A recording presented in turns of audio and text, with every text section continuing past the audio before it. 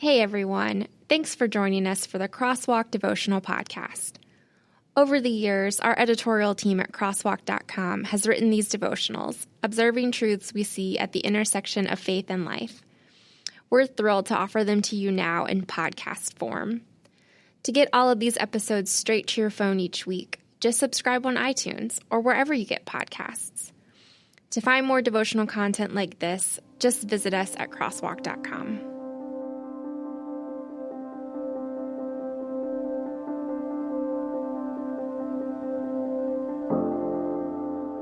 Give No Quarter, written by Ryan Duncan, read by Micah Ness. Finally, be strong in the Lord and in His mighty power. Put on the full armor of God so that you can take your stand against the devil's schemes. Ephesians 6:10-11.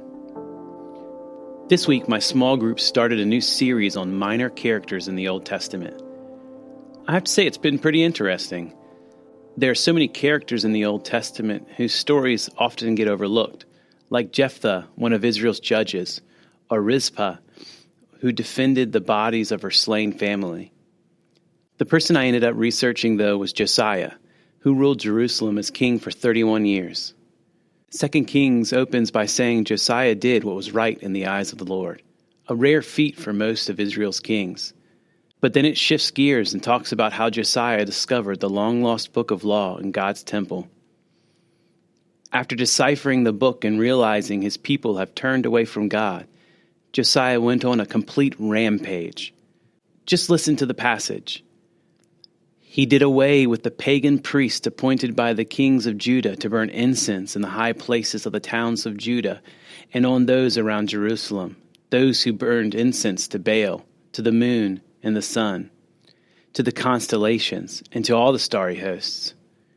He took the Asherah pole from the temple of the Lord to the Kidron Valley outside Jerusalem and burned it there. He ground it to powder and scattered the dust over the graves of the common people. He also tore down the quarters of the male shrine prostitutes, which were in the temple of the Lord and where women did weaving for Asherah. Josiah brought all the priests from the towns of Judah and desecrated the high places, from Geba to Beersheba, where the priests had burned incense. He broke down the shrines at the gates, at the entrance to the gate of Joshua, the city governor, which is on the left of the city gate. 2 Kings 23, 5-9. My first impression on reading these passages was that Josiah overreacted. It was great that he wanted to return his people to God, but burning everything in a 10-mile radius seemed a little extreme. Then it hit me. That was the point.